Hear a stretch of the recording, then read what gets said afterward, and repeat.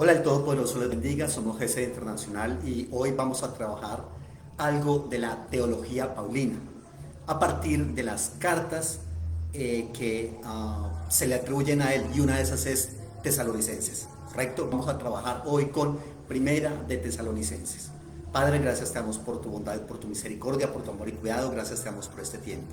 Tu presencia es grande, Señor amado, sobre nuestras vidas. Padre Santo, permite que sea un tiempo de bendición para todos. Amén. Vamos a trabajar entonces un momento con la carta a Primera de Tesalonicenses. Quiero hacer una pequeña introducción porque son dos cartas, ¿correcto? Pero recordemos nosotros que al apóstol Pablo se le atribuyen varias de las cartas y otras no, ¿correcto? Vamos a ver cuáles se le atribuyen, cuáles no. En una charla anterior hablamos algo de la vida de Pablo como tal. Ahora vamos a hablar de los escritos de Pablo. Para eso quiero leer, aunque curiosamente vamos a trabajar Tesalonicenses, pero vamos a leer Hechos capítulo 17, versículos 1 en adelante, porque curiosamente Hechos nos va a hablar, nos va a hacer un resumen. Esto que vamos a leer es como un resumen, grosso modo, de lo que está pasando en Tesalonicenses. ¿Listo? Dice así, Hechos 17 del 1 en adelante. Pasando por Anfípolis y Apolonia, llegaron a Tesalónica, donde había una sinagoga de los judíos. Y Pablo, como acostumbraba, fue a ellos por 3 días de reposo. Discutió con ellos, declarando y exponiendo por medio de las escrituras que era necesario que el Cristo padeciese y resucitase de los muertos, y que Jesús, a quien yo os anuncio, decía él, es el Cristo. Y algunos de ellos creyeron y se juntaron con Pablo y con Silas, y de los griegos piadosos gran número y mujeres nobles muchas. Entonces los judíos que no creían, teniendo celos, tomaron consigo a algunos ociosos, hombres malos, y juntando una turba alborotaron la ciudad, y asaltando la casa de Jasón, procuraban sacarlos al pueblo. Pero no hallándolos, trajeron a Jasón y a algunos hermanos ante las autoridades de la ciudad, gritando: estos que trastornan el mundo entero también han venido acá, a los cuales Jasón ha recibido, y todos estos contravienen los decretos de César, diciendo que hay otro rey, Jesús. Y alborotando al pueblo y a las autoridades de la ciudad, oyendo estas cosas, pero obtenida fianza de Jasón y de los demás, los soltaron. Como se dice usualmente, hay básicamente 13 cartas a las cuales durante algún tiempo, y curiosamente también en la actualidad, dependiendo de la corriente teológica que maneja la persona o la iglesia, se le atribuyen 13 cartas a Pablo. Eso se conoce como la teología paulina o la obra paulina, ¿correcto? Pero también hay otras corrientes que dicen, no, esas 13 cartas son muchísimas. A Pablo no se le pueden atribuir sino 6 cartas, nada más. Entre esas cartas que se le atribuyen desde una perspectiva un poco más crítica a Pablo están Romanos, Primera de Corintios, Segunda de Corintios, Gálatas, Filipenses, Primera de Tesalonicenses y Filemón. 7 cartas que se le atribuyen a Pablo.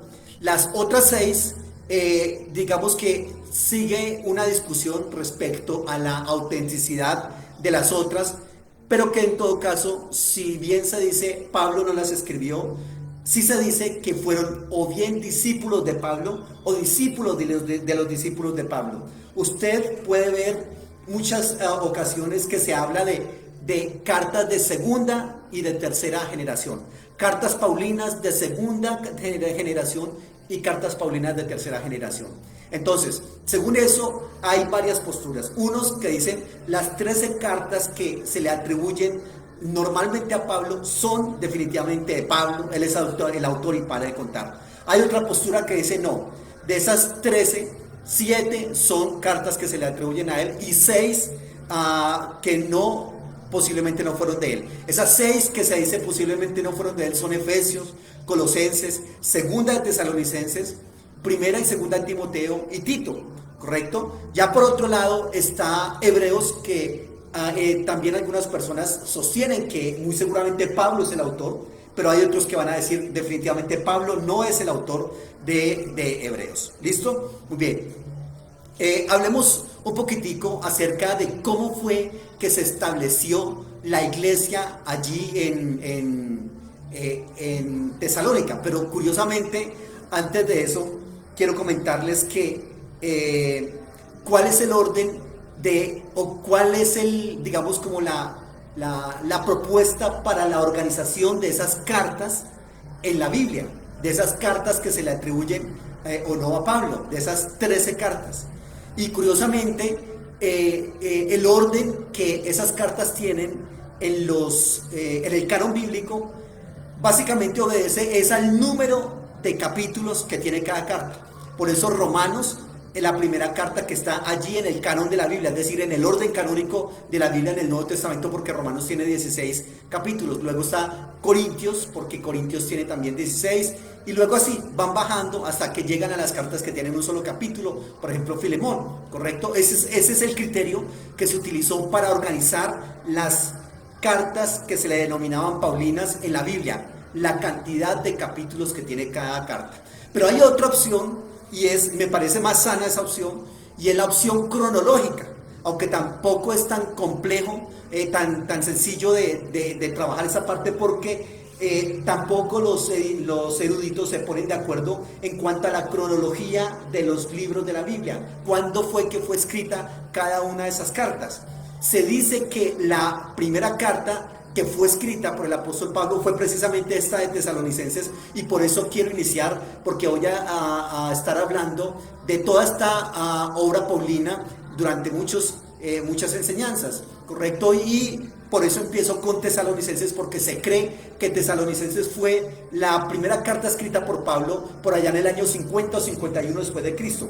Incluso se dice que esta también es el primer libro que se escribe del Nuevo Testamento, Tesalonicenses. Hablemos un momentico entonces del establecimiento de la iglesia en Tesalónica. Resulta que era el segundo viaje. Pablo iba en el segundo viaje, lo acompañaban Silas, lo acompañaba Timoteo, Lucas también, y ellos están llegando allí en lo que se conoce como el territorio europeo, allí en ese segundo viaje. Ellos iban los cuatro, hacen una breve parada en Filipos. Allí en Filipos hay una cantidad de gente que se convierte al Señor, y luego Lucas se queda pastoreando allí un tiempo a esta iglesia de Filipos. Los otros 3 misioneros continúan hacia el occidente a lo largo de una ruta que en la antigüedad era una ruta muy conocida, que era la famosa ruta Ignacia. No sé si usted haya escuchado hablar de esa ruta Ignacia. Reitero, era una ruta muy conocida en el Imperio Romano, que cruzaba a Macedonia desde Filipos en el oriente hasta un lugar que se llamaba de Arrisio, allá en el occidente, cerca al mar Adriático. Y bueno, allí había algunos lugares donde se quedaban ellos en la noche, correcto, la gente que viajaba por esa ruta se quedaba allí a descansar. Pero el objetivo real era Tesalónica, porque Tesalónica era un centro muy importante sobre un golfo que se llamaba el Golfo Termaico, y esa ciudad de Tesalónica se había llamado, le habían colocado Tesalónica así en honor a una medio hermana que tenía Alejandro Magno. Él tenía una medio hermana que se llamaba Tesalónica, y entonces le colocó a esa ciudad Tesalónica. En la actualidad también existe esa ciudad, pero se llama Salónica. Le quitaron la T, correcto, pero es la misma ciudad de allá. Allá se llamaba Tesalónica, y era más o menos como unos 200,000 habitantes en la época de Pablo, allá en esa ciudad. Y entonces fíjense que hubo una época en la cual Macedonia fue organizada como una provincia romana, por allá en el 146 a.C. Y entonces, cuando Macedonia fue organizada como provincia romana, se colocó a Tesalónica como sede del gobierno, y esa Tesalónica fue llamada la madre de toda Macedonia, ¿ya? Y obviamente era un lugar pues bastante estratégico para fundar una iglesia allí, y por eso Pablo la tenía en la mira, y por eso Pablo estaba viajando hacia allá. Tesalónica estaba, por ser una capital, obviamente, estaba muy bien ubicada para el comercio. Así es de que recordemos que también, por otro lado, donde hay comercio hay judíos, donde hay judíos hay comercio, correcto. Así es de que había una muy buena presencia de judíos allí en Tesalónica, y eso lo propone también Lucas en la obra lucana, en Hechos 17:1. y donde habla de que había unos judíos allí, como leímos al inicio. Pablo llega entonces a Tesalónica y se le da la oportunidad de hablar en las sinagogas de los judíos por 3 sábados, por 3 días de reposo seguidos, ¿correcto? Eso era lo que, digamos, se acostumbraba en las audiencias judías. Llegaba una persona, recordemos que Pablo era fariseo de fariseos también, él conocía muchísimo de ley, así es de que llega allí Pablo a Tesalónica, le prestan la sinagoga para que hable por 3 días de reposo judíos. ¿Qué es lo que él les está contando en esos días de reposo? Pues simplemente empieza a exponer el Antiguo Testamento. Recordemos que muy seguramente la Biblia que utilizaba Pablo era lo que nosotros conocemos como la Septuaginta, que es la traducción al griego del Antiguo Testamento. Y Pablo lo que empieza a hacer es empezar a demostrar que todo eso que se decía en el Antiguo Testamento de Jesucristo, del Mesías, estaba cumpliéndose en Jesucristo. Es decir, Jesús de Nazaret es aquella persona de la cual todas esas profecías mesiánicas del Antiguo Testamento se están cumpliendo, ¿correcto? Y obviamente allí hay, digamos, como 2 reacciones importantes. Por una parte están los judíos, que obviamente no van a creer en lo que Pablo les está diciendo y dicen eso es incorrecto, no es adecuado, no aceptamos eso. Pero por otro lado, en esas sinagogas también estaban asistiendo griegos, gentiles, gente que estaba, digamos, como muy ansiosa y admiraban el judaísmo, ¿correcto? Esas personas, los griegos, temerosos de Dios, que habían estado participando en las sinagogas debido al apego que ellos tenían al judaísmo, reconocieron la verdad que Pablo estaba proponiendo. Es decir, aceptaron que Jesucristo efectivamente era el Mesías anunciado en el Antiguo Testamento. Esos griegos creyeron mucho más. Había judíos que también creyeron, pero fueron muy pocos. Los griegos creyeron mucho más y también había una cantidad de mujeres prominentes, mujeres importantes que creyeron allí en Jesucristo como el Mesías.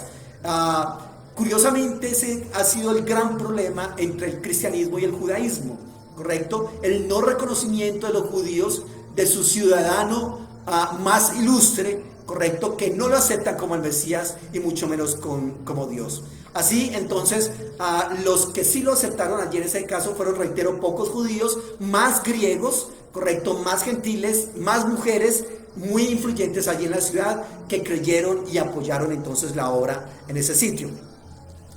Pablo tuvo mucho éxito allí predicando durante esos 3 sábados en la sinagoga, y resulta que eso despertó un muy fuerte, digamos, resentimiento contra los judíos.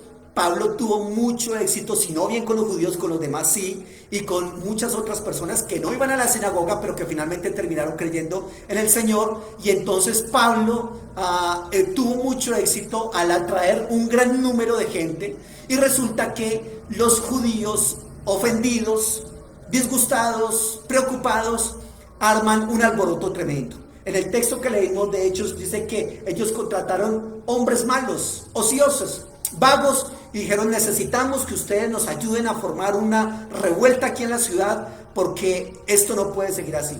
Entonces formaron una revuelta allí con esos hombres perversos, ¿correcto? Un estallido de un desorden callejero inspirado por esos judíos, y fueron a buscar a Pablo donde él se había quedado. Pablo estaba hospedándose en la casa de un señor que se llamaba Jasón. Pero resulta que seguramente ya se había escuchado el rumor de lo que venía. De todas maneras, cuando los judíos están allí, llegan a donde Jasón ya no están. Ya no está Pablo allí con estas personas. Listo, no está allí Pablo con Jasón. De todas maneras, los judíos y esos hombres malos llevaron a Jasón ante los gobernadores de la ciudad. Lo acusaron de dar asilo a esos misioneros, ¿correcto? Y obviamente esos gobernadores de la ciudad no querían meterse en problemas de religión ni nada. En este caso pasó mucho. Recordemos que muchas veces Lucas quiere hacer como un paralelo entre Pablo y Jesucristo, ¿correcto? Y recordemos que a Jesucristo también hubo una situación allí bastante maluca, los gobernadores romanos no querían meterse en eso, así es de que ellos colocan ciertas situaciones allí, más bien políticas, tintes políticos para que los gobernadores accedan. La queja entonces era que la queja de los judíos era que Pablo y los nuevos conversos estaban trastornando la ciudad y que habían llegado a Tesalónica también, donde quiera que iban trastornaban las ciudades y ya habían llegado a Tesalónica y también estaban trastornando allí. Y entonces trataron de meterle un tinte político a esa situación, diciendo que obviamente Pablo estaba hablando de un nuevo rey.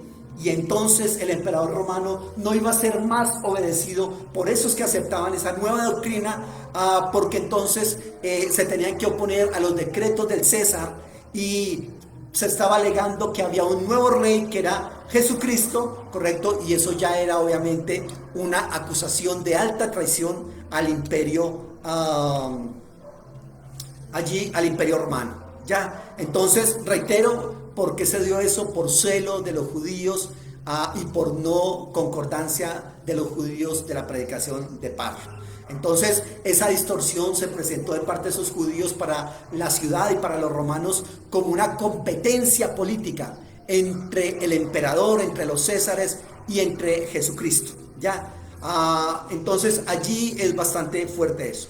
Así es de que también en estas cartas de Tesalonicenses, el reinado de Jesucristo cuadra muy bien con la verdad de su regreso, ¿ya? Y por eso ese regreso de Jesucristo tiene una atención muy, muy importante en las cartas de Pablo a la iglesia de Tesalónica.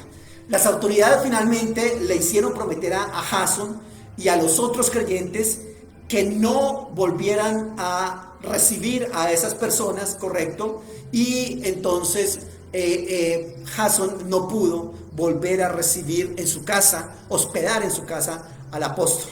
¿Ya? También se les hizo prometer que no harían nada más para incitar más problemas en la ciudad por medio de la predicación del tipo o de ese tipo que había causado esta violencia acá. Así es de que la iglesia en Tesalónica inicia en medio de la persecución, y es una persecución que va a acompañar permanentemente a la iglesia en Tesalónica. Pablo se va a sentir muchas veces muy cargado y preocupado, porque va a decir: por culpa mía es que esa iglesia en Tesalónica llevó unas consecuencias bastante lamentables. ¿Ya?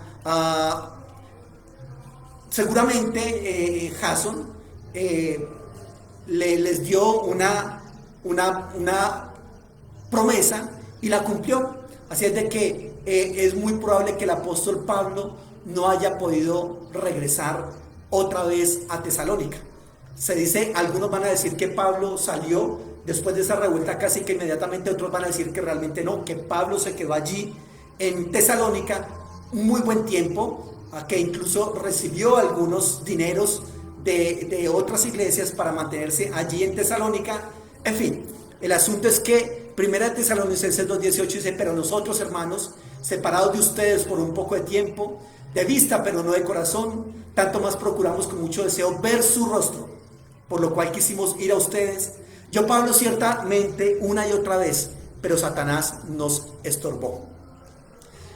Se cree de todas maneras que Pablo, no solamente en los 3 primeros sábados que le dieron para predicar en la sinagoga, que Pablo no se limitó a esos sábados, sino que también durante la semana fue a predicar a otras partes de la ciudad, como el mercado, correcto, la plaza de mercado y todo ese asunto, y que hubo muchos conversos de Pablo. Le fue muy bien a Pablo allí en esa predicación, esas primeras semanas, y que logró una gran cantidad de convertidos para el cristianismo en Tesalónica, reitero, antes de tener que salir de allí.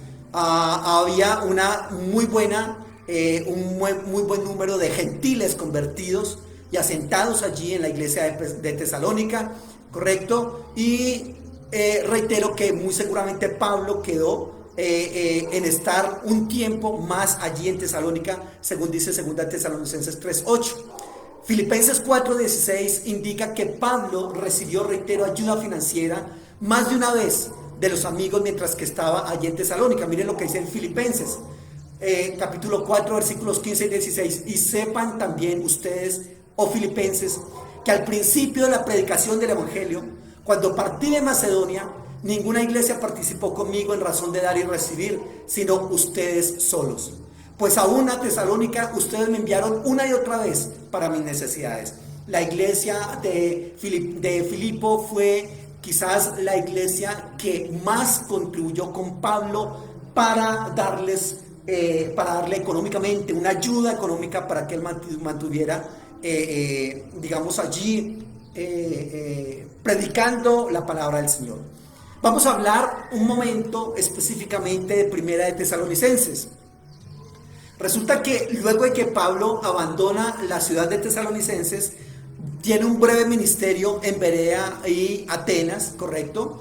Y allí en Atenas se unieron luego a Pablo Silas y Timoteo, pero no permanecieron Silas y Timoteo mucho tiempo allí con Pablo, porque él los envió de nuevo a Macedonia en misiones separadas.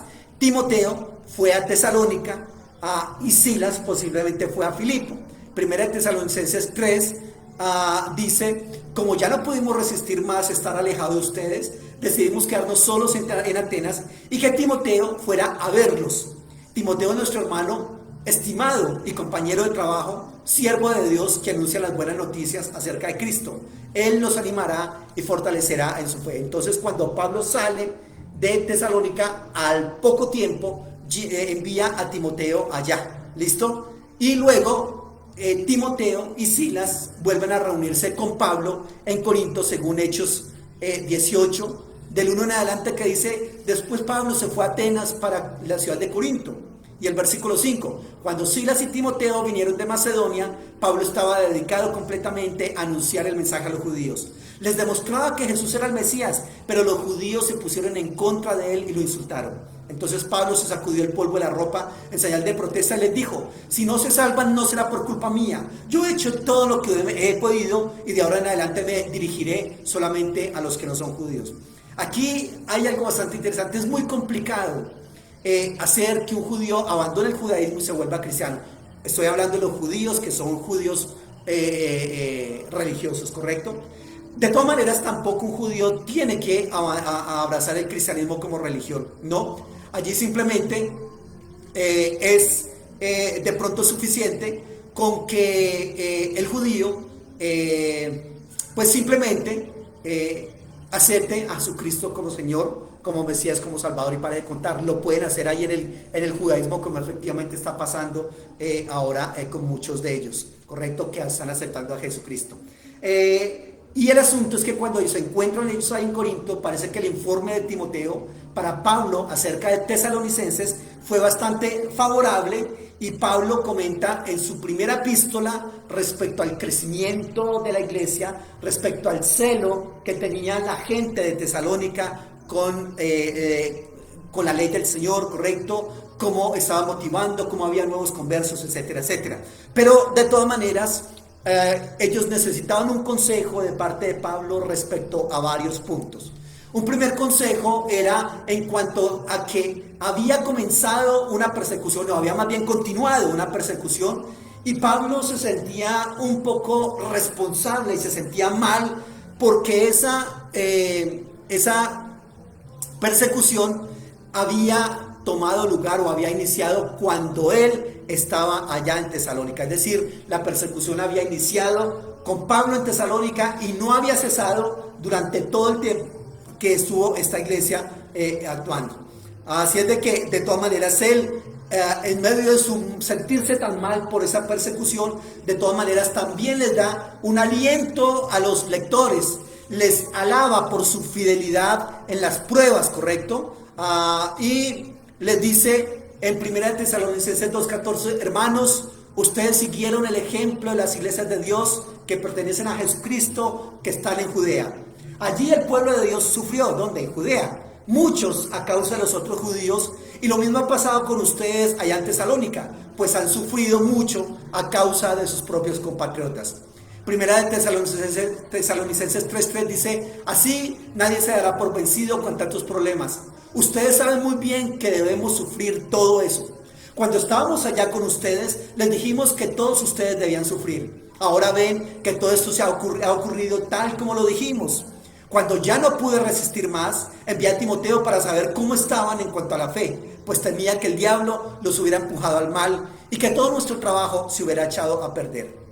Un segundo consejo y motivación tenía que ver con una corriente de crítica en contra de Pablo, inicialmente, que había iniciado muy seguramente por los judíos, ¿correcto? Es decir, los judíos no cesaron de perseguir a Pablo, de criticarlo, de condenarlo, aunque él ya no estaba allí. Pero como la iglesia seguía, ellos bastante preocupados, motivados mucho para destruir esta obra de Pablo, lo criticaban. Y resulta que encontraban muchas faltas en la conducta, en el ministerio de Pablo allá en Tesalónica, ¿correcto? Cuestionaban los motivos de Pablo al estar allí.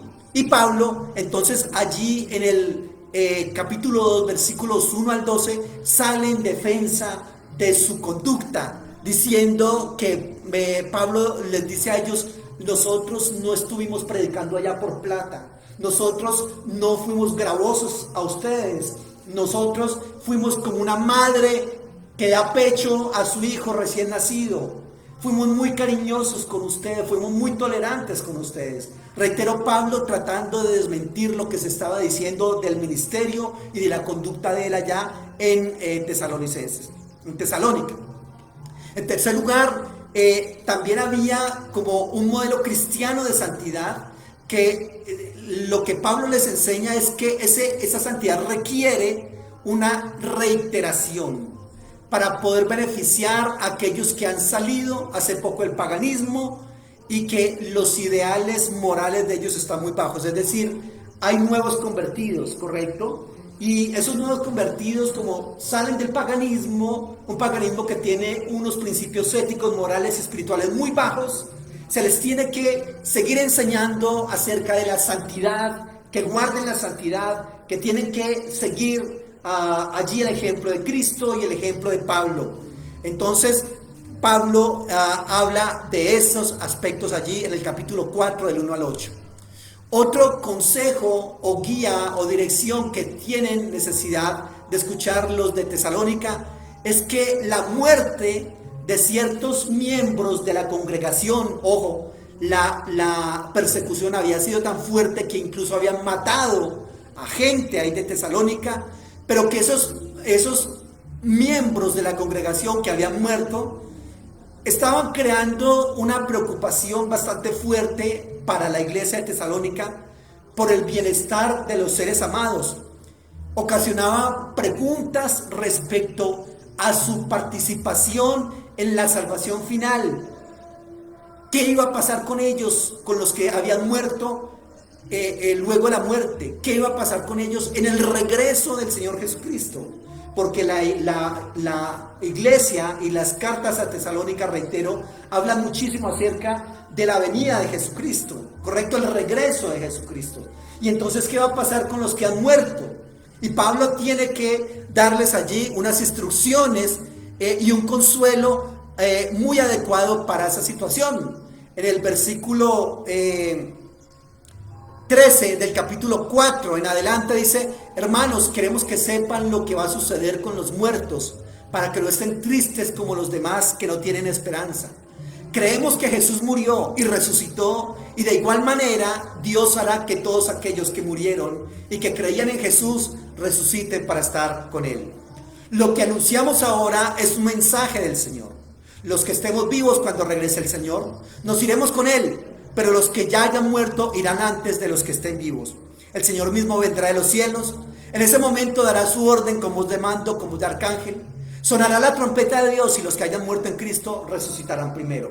Luego, nosotros los que estemos vivos en ese momento, subiremos a las nubes con los necesitados, con los resucitados para encontrarnos con el Señor en el aire, y así estaremos con el Señor para siempre. Anímense entonces unos a otros con estas palabras. Ahorita más adelante voy a volver sobre este tema que es muy importante. Otro aspecto es que era necesario reprochar una tendencia hacia el desasosiego y la falta de atención a las tareas diarias, que podía haberse originado muy seguramente en una actitud no muy sana hacia el regreso de Cristo. Mire lo que dice en 1 Tesalonicenses 4:11. Hagan todo lo posible por vivir en paz. Cada uno preocúpese por lo suyo y trabaje para ganarse la vida, como ya los hemos dicho antes. Si siguen estas instrucciones, la gente que no es creyente respetará su forma de vivir y ustedes no tendrán que depender de otros para conseguir lo que necesitan. Aquí se estaba presentando una situación muy fuerte. Recordemos que el mismo Pablo, como leímos en el versículo anterior, Pablo pensaba que él iba a estar vivo cuando Jesucristo regresara por segunda vez. Él lo pensaba así. Así es de que ellos creían que el regreso de Jesucristo era allí, ya, inmediatamente. Correcto, eso es una de las cosas que se le critica muchísimo a Pablo. Por otro lado, también hay que entender que Pablo va teniendo como un progreso y un proceso a la madurez de su pensamiento teológico. Y cosas como estas que Pablo creía inicialmente, recordemos que les dije que Tesalonicenses era la primera carta escrita de Pablo, correcto. Pablo en ese momento creía, reitero, que él iba a estar vivo cuando Jesucristo regresara. Ya cuando escribe otras cartas se da cuenta que no, que ese asunto no va a ser así como para ya ese regreso de Jesucristo, y que él empieza a hablar con Timoteo y a recomendarle una cantidad de cosas porque él ya está para morirse, ya cuando ha pasado una cantidad de tiempo y eso. Resulta que esa misma situación está calando en la gente de Tesalónica y muchos de ellos tienen como cierto tedio, como cierta situación como para no hacer las cosas que tiene que hacer un ser humano a diario: trabajar, velar por su familia, prepararse, capacitarse. Casi que les pasa a esta gente como le pasó a la iglesia de Jerusalén. Recordarán ustedes que la iglesia de Jerusalén empiezan a vender las casas, las fincas, todo ese asunto, porque es que Jesucristo viene ya, correcto, y empiezan a vender las propiedades. Recordarán ustedes lo que pasó allí con Ananías y Zafira, porque es que ya no necesitamos eso, porque es que ya va a venir Jesucristo. Vendieron todo eso, vivieron un tiempo con ese dinero, pero después llegaron a la pobreza tremenda. Yo recuerdo mucho también cuando yo era pequeño. Yo estoy en este asunto del cristianismo y todo esto desde pequeño. Y yo recuerdo mucho que cuando yo era pequeño, en muchas iglesias, sobre todo de corte pentecostal, veían con malos ojos que uno se preparara, que uno estudiara. Yo recuerdo que conocí el caso de gente que dejó de trabajar, de gente que dejó de estudiar, que sacaron a sus hijos de los estudios, porque es que Jesucristo viene ya. ¿Para qué estudiamos? ¿Para qué hacer una carrera universitaria? ¿Para qué pensar en abrir un negocio? Si Jesucristo viene ya y todo eso se va a quedar acá, es tiempo perdido. Evangelicemos, cantemos, ayunemos, oremos, hagamos guerra espiritual hasta que Jesucristo venga. Esa es una situación que se dio. Eso era lo que estaba pasando allí con los creyentes de Tesalónica. No es correcto. Así supiéramos que Jesucristo va a venir mañana. Se viene diciendo que Él viene y que viene ya hace 2000 años y nada que llega. Nosotros tenemos que vivir una vida como si fuésemos a vivir 200 años aquí en la tierra. Proyéctese usted como si fuera a vivir 200 años aquí en la tierra. Capacítese, estudie, sea un profesional en las áreas. Luche por tener su casa, luche por tener sus cosas. Obviamente no teniendo nuestra esperanza en las cosas de este mundo, ni en los títulos, ni en las casas, ni en los carros, pero si los puede tener, téngalos. Porque eso, como bien dice acá, Pablo dice: la gente que no es creyente respetará su forma de vivir y ustedes no tendrán que depender de otros para conseguir lo que necesitan. Ojo con eso, no caigamos en el error de decir: Jesucristo viene ya y ya para qué me voy a componer, a comprar, a tener, a poseer, a estudiar. Mucho cuidado, no caigamos en ese error. En ese error cayeron también la iglesia de Jerusalén, cayó también la iglesia de Tesalónica, y Pablo les dice: ojo, no es por ese lado, no es por ese lado. Otro aspecto que necesitaba el consejo y la dirección de Pablo es que había cierta falta de comprensión respecto al lugar que ocupaban los dones espirituales, y había como una tendencia allí a reprimirlos. Primera de Tesalonicenses 5:19 dice: no detengan la obra del Espíritu, no desprecien la profecía, examinen todo y quédense con lo bueno. En la teología hay dos corrientes respecto a esto de los dones del Espíritu. Una corriente que es la corriente cesacionista y otra que es la corriente continuista. La corriente cesacionista dice que los dones del Espíritu, el apostolado, la profecía, los profetas, todo eso ya caducó, ¿correcto? Ya por allá los apóstoles fueron los últimos, los que estuvieron con Cristo, para de contar, ¿correcto? Y los dones y todo ese asunto ya no van. Y los continuistas dicen, claro, eso todavía está vigente, eso todavía hay apóstoles, hay profetas, evangelistas, maestros, dones del Espíritu, etcétera, etcétera. Aquí en Tesalónica creían en el cesacionismo. Entonces había una muy sospechosa actitud hacia las profecías, hacia la obra del Espíritu Santo, hacia los dones del Espíritu Santo, y mucho cuidado con eso. Obviamente siempre tiene que haber una, digamos, como una pregunta y un espíritu crítico, un pensamiento crítico frente a lo que se está viviendo, sobre todo porque la misma palabra del Señor dice que cuando hay un profeta, la profecía es para juzgarla, ¿no? Para estar chequeando si eso es de Dios o no. Y eso está bien, pero no vayamos a caer, cuidado, en algo muy fuerte, que es lo que se conoce como la blasfemia contra el Espíritu Santo. Allí yo en uno de mis canales tengo una enseñanza sobre la blasfemia contra el Espíritu Santo, que es un tema muy, muy importante y que hay que tener en cuenta allí. Así es de que la carta tiene un bosquejo bastante importante, como ya les he venido mostrando algunos aspectos. Por ejemplo, en el capítulo 1, del versículo 1 al 10, Pablo obviamente siempre tiene en sus cartas, en el esquema de ellas, un saludo y una acción de gracias. En este caso, la acción de gracias es por la conversión de la gente, los nuevos convertidos en la iglesia de Tesalónica, y el celo de ellos mismos allí en llevar adelante la ley y la obediencia al Señor. Luego en el capítulo 2, del 1 al 12, se da ese repaso y la defensa del ministerio de Pablo en la iglesia de Tesalónica, por lo que les había comentado anteriormente. Hay un efecto, luego en el capítulo 2, versículo 13 al 16, Pablo les cuenta el efecto que tuvo ese ministerio entre los creyentes. El apóstol allí revela ampliamente ese afecto que tiene por la iglesia de Tesalonicenses, la preocupación por esa iglesia, y eso va desde el capítulo 2, versículo 17 al 3:10. Luego, en el 3, del 11 al 13, eleva una oración al cielo por ellos, correcto, para que Dios los fortalezca, los cuida, los guarde. Luego, en el capítulo 4, del 1 al 8, hay una sección dedicada a la instrucción que se ocupa sucesivamente de la necesidad de la santidad. Tenemos que ser santos, tenemos que guardar la santidad. Eso no ha pasado de moda, eso hay que seguir siendo santos. Luego, en el capítulo 4, los versículos 9 al 10, les habla del amor fraternal que debe existir entre unos y otros, porque obviamente había mucha situación ahí entre ellos por tener unas posturas teológicas un poco diferentes los unos a los otros. Es normal en todas las iglesias. Luego, en el capítulo 4, versículos 13 al 18, les da un consuelo que tiene que ver con el regreso del Señor Jesucristo. Permítame, y ahorita les hablo un poquito más de ese tema.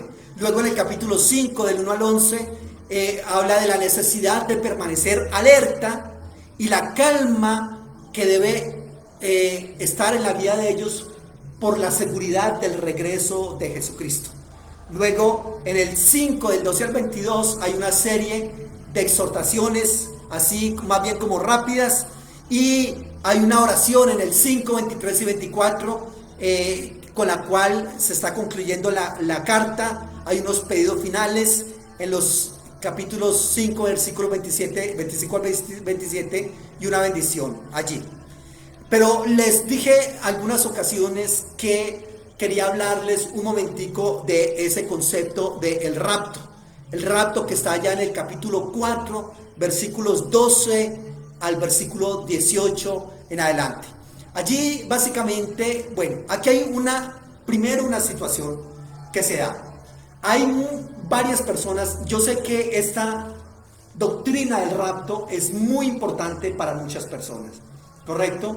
Pero, ¿sabía usted que así como de pronto usted cree en el rapto, hay también una infinita cantidad de personas que no creen en el rapto, sino que creen es en la segunda venida? Y dicen que este texto de acá está hablando no del rapto, sino de la segunda venida.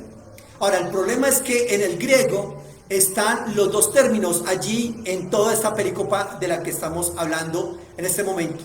Cuando habla de su venida, está hablando de la parusía, que es el término que se ha utilizado para hablar de la segunda venida. Pero también habla del rapto, ¿correcto? Luego nosotros, los que quedemos, seremos arrebatados. Y ahí está el término en el griego, el término rapazo. Rapazo, o sea que están los dos términos. El término para segunda venida, parusía, y el término para rapto, que es rapazo. Entonces es muy complicado aquí, reitero, porque muchos a partir de este texto dicen, ojo, ese texto de ninguna manera está hablando del rapto, está hablando de la segunda venida. Y otros van a decir, no, un momentico, este texto está hablando del rapto de la iglesia. Y los que plantean este concepto del rapto de la iglesia dicen que aquí ese famoso rapto tiene varios componentes: el regreso de Cristo, una resurrección, el rapto como tal, una reunión y una esperanza. Y en cuanto al tiempo del rapto, es un poco complicado porque no se ponen de acuerdo los que creen en el rapto, porque hay muchos de ellos que hablan, que son amilenialistas, postmilenialistas, premilenialistas, ¿correcto? Y los que creen en el rapto, también unos dicen que los premilenialistas hablan de un rapto antes de la gran tribulación, otros hablan de un rapto en medio de la tribulación y otros hablan de un rapto después de la tribulación. También algunos hablan de un rapto parcial y reitero, es un poco complicado ese asunto allí. Por ejemplo, permíteme, les mencioné una cantidad de grupos allí, permíteme rápidamente decirles de este aspecto. Los amilenialistas consideran la venida de Cristo como un solo evento, seguido por la resurrección y el juicio general. Es decir, los amilenialistas no creen en el rapto, ¿correcto? Y tampoco, como su nombre lo indica, no creen tampoco en un milenio, sino que sinceramente simplemente consideran la venida de Cristo como un solo evento, y luego de ese evento de la segunda venida de Cristo, la resurrección y el juicio general, ¿ya? Hay otros, como le dije, que son los postmilenialistas. Para los postmilenialistas tampoco hay un rapto distintivo, pero esta teoría sí habla de un milenio y pone el milenio antes de la venida de Jesús. Es decir, primero va a haber un milenio y luego la iglesia de Jesús, y luego la venida de Jesucristo. En esta postura, el postmilenialismo, se dice que la iglesia gradualmente, a través de la predicación del evangelio, la promoción de la justicia social, la promoción del bien y la práctica del mismo, vencerán la guerra y vencerán la maldad del mundo, y después de todo eso, Cristo vendrá, ¿ya? Luego, entonces hay un premilenialismo, y el premilenialismo cree en un reinado literal de Cristo en el trono prometido de David. Es decir, Cristo es el rey sucesivo de la sucesión de David y va a gobernar a ellos. Y para los premilenialistas, el orden de los eventos proféticos futuros es primero el rapto, luego la tribulación, luego la venida de Cristo como rey, ¿correcto? Y de todas maneras, eso es algo muy complicado porque en el premilenialismo hay varios puntos de vista, 4 puntos de vista. Primero, el rapto parcial, es decir, que solo algunos creyentes serán arrebatados. Otros hablan del rapto pretribulacional, es decir, que el rapto se dará antes de la gran tribulación. Otros hablan del rapto midi-tribulacionista o a mitad de la tribulación, que por lo que les estoy diciendo, entonces 3 años y medio y 3 años y medio, y que el rapto va a ser en la mitad de la gran tribulación. Y otros van a hablar del rapto post-tribulacional, diciendo que ese rapto post-tribulacional, que la iglesia va a pasar por la gran tribulación y que luego entonces será el rapto. Entonces, ahí está, ustedes mirarán qué proponen en esto, qué creen en esto, pero todo eso se desarrolla a partir de esto que está aquí en la primera carta de Tesalonicenses. ¿Ya? Entonces reitero, hay unos que hablan de el rapto antes de la tribulación, el rapto en la mitad de la tribulación, el rapto después de la tribulación. Aquellos que manejan esa teoría del rapto después de la tribulación mantienen que los creyentes pasarán, reitero, por la gran tribulación, que ocurrirá el rapto simultáneamente e inmediatamente antes de la venida del Señor en juicio, ¿correcto? Ahora, reitero, aquí estoy hablando de dos grandes grupos y dos grandes creencias dentro de la iglesia. Unos que creen en el rapto, cuya doctrina es central y que la predican todos los domingos, y todos los domingos que predican y todos los días de semana que predican hablan siempre del rapto. Pero otros dicen que lo que está planteándose allí no está hablando de ningún rapto, sino que está hablando de la segunda venida. De todas maneras, también en la teología sistemática se habla de algunas diferencias entre el rapto y la segunda venida. Por ejemplo, se dice que en el rapto Cristo viene por sus santos. En su revelación, es decir, en su segunda venida, Él viene con sus santos. En el rapto, Él viene en el aire. En la segunda venida, Él viene a la tierra a gobernar en poder y en gloria. En el rapto, los que creen en el rapto dicen que el rapto es seguido por el juicio de la recompensa de los creyentes y la cena de las bodas del Cordero. Y los que creen en la segunda venida dicen que la segunda venida es seguida por la derrota del anticristo y las naciones malvadas y el establecimiento de su reino milenial. Entonces, allí está esa parte. No sé, yo solamente les planteo el asunto y como no es mi idea colonizar el pensamiento de nadie, simplemente les digo, ¿ustedes qué creen? Esas son algunas enseñanzas y algunas situaciones que nos cuenta la Biblia allí en la carta de primera de Tesalonicenses. No me voy a la segunda porque es otro asunto. En el próximo encuentro hablo de la segunda de Tesalonicenses. Pero aquí les quise mencionar algunos aspectos muy importantes de lo que propone la iglesia de Tesalónica, correcto, de la situación de ella, de lo que Pablo les escribe y de las creencias que hay allí y de lo que ha surgido a partir de lo que hay allí en Tesalónica para nosotros hoy y que son doctrinas muy muy fuertes para muchas iglesias. Somos GESA Internacional y deseamos que estos pequeños tips aquí de teología y de Biblia puedan ayudarle a usted a entender un poco más y motivarle para su estudio propio en todo este proceso de conocimiento de este texto bíblico que para nosotros es nuestro libro normativo y autoritativo. El Todopoderoso les bendiga, un abrazo y que estén muy bien. Muchísimos éxitos.